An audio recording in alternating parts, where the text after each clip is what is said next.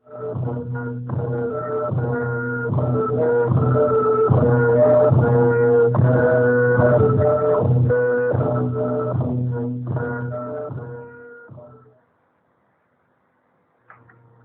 India Radio Info medium wave meter le thum som bi point khat kilohertz the gap from galeni le FM megahertz le thum point nga apan hong ki point sa pai te program hi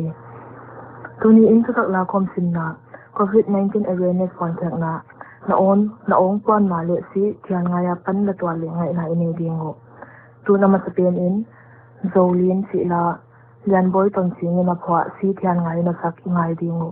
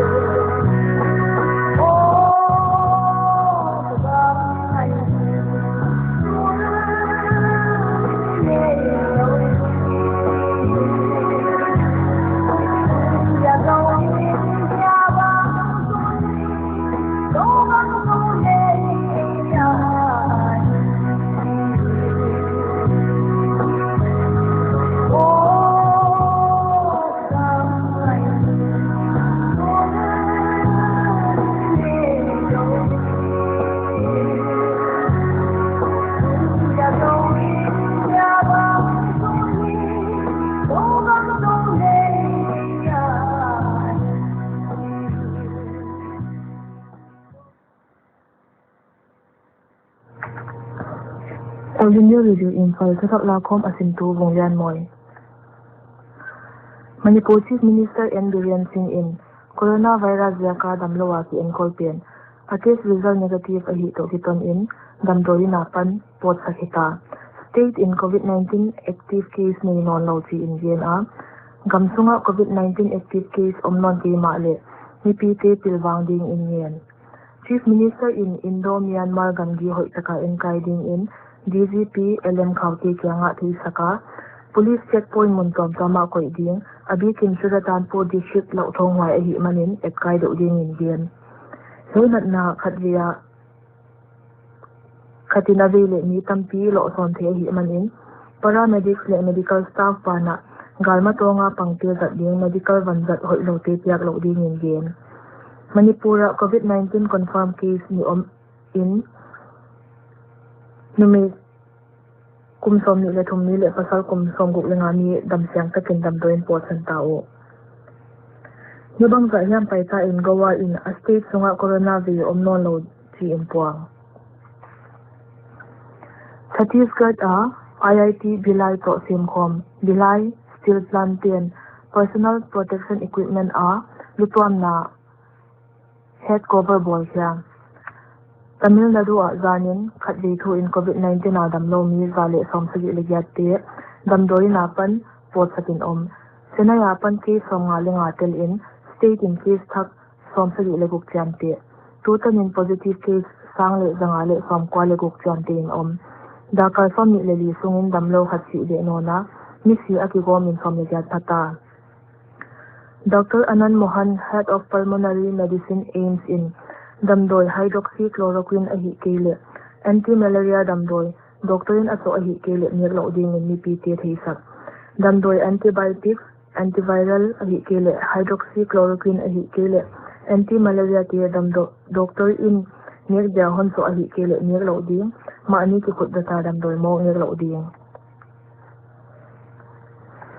Government in Gamsunga damdoi lei hoi damdoi le natna hikha na damdoi kining sing taka thinang in panla. Chemicals and Fertilizers Minister DG Sadananda Gowda to Secretaries le Ministry senior officers dangte to low ball ni te kyanga lei hoi damdoi ni pi te le health service te ading damdoi le coronavirus ki the da kyam sakna ding natna hikha na damdoi te atamlama puaksak ding dan ki kupna ne yo hiteng vanzat thilte nong kai na omlowa piakhat ahi thina ding in officers te kyanga ministry to pangkhom ding bana department dangte to kithozak to gi ding in Mr. Gowda in a tweet na again. Gujarat Sarkarin April somni lesagi apan wheat bu mo so na minimum support price panding. Chief Minister's Secretary Ashwini Kumar in Hena set na ni som thumna khatpan hiding chi Indian government in addition thumna water conservation drive Suza Lama Sufalam Yojana zanin hongja hair drive noya MNREGA na set na state sunga mi pt pankhom na to su jot hiding. Himachal Pradesh Sarkarin thilbol khyak na industrial le sumsin na commercial sector khwalzin na lowball na lamle niwag jangtuti COVID-19 jaken concession pading. Madhya Pradesh Corona Vitam na PNCA the indoor in Kopia screening panding Gamsunga damlo sangle zangale somale ni nalaka indoor walking damlo zakwa som ni le thum ni Gamsunga Kopi siang thopi na tu ni tanin he na jaka si ni somale ni pha indoor sample sang yiwala kenom. Uttar Pradesh Sarkarin Gautam Buddha Nagar District COVID-19 ki the zak ding zen na in Delhi Noida Gamgi Thuthak Omma Haktan ding in Thoswa District Health Department te at Kyaknung in District Magistrate Gautam Buddha Nagar in Hey Thoswa hi COVID-19 to kisai government officials stable tunai tu te pan phalnal lai nei te ki kom to na phal ahi Pratibha na ambulance service Noida Damdoi na CM specialist Dr. Teling Komta Palhidi. Central government officers are Deputy Secretary rank Tunglam Lienten Ministry of Home Affairs and Media Personal Apan Identity Card le valid pass nei tie lo le pot sar phal hiding tuna dinga thutak la khom isim cha theo yai teng ai na ong puan na inei zom ding October ni som ni saki apan som ni lenga sang ni le som ni chang in soldier GD tradesman soldier tech soldier nursing assistant le soldier clerk storekeeper inventory management lang na om ding lunglu na nei ten online tung ton in August som ni piat sang ni le som ni apan October ni khat sang ni le som ni hun sungin tinget na lai piak lo thei ding abana apamta pumjanangi na phwa vonde chila si tlan ngai na sak ngai dingo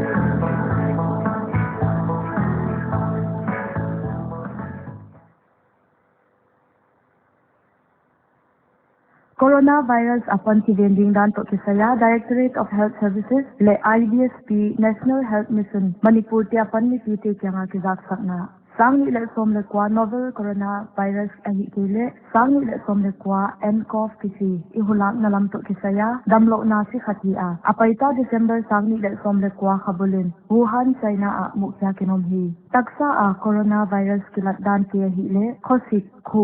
naptui ruang golna le husama omna hi a kaina na pin aveini khatapan avelo midang khat kyanga olsam takin kilo son hi coronavirus apan ki den na dia hi ding te khu chiang in mai tom sain khu in la mi to ki gam la dewa omin khu zel ding hi sabona khu chu siang mun ding a hi kele alcohol tel hand sanitizer dat zel ding damlo chianga ina ki khum ding health checkup ni huna medical team te ki thwa ki ding le siang tho ta ka om ding hi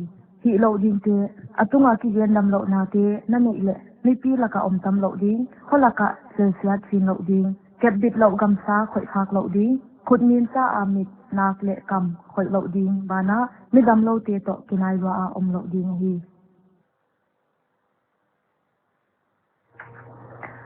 Abana wang ki ngai te chu la si thlan ngai na sak vi pau khan siam ni na phwa ingai dingo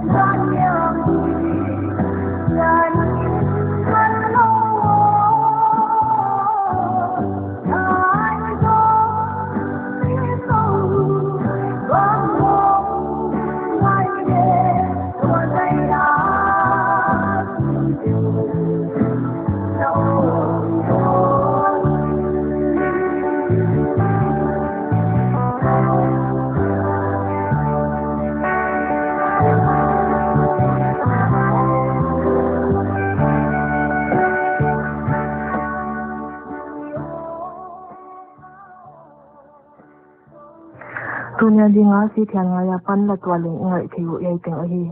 All India Radio Info jin chang in thak la kom sin na le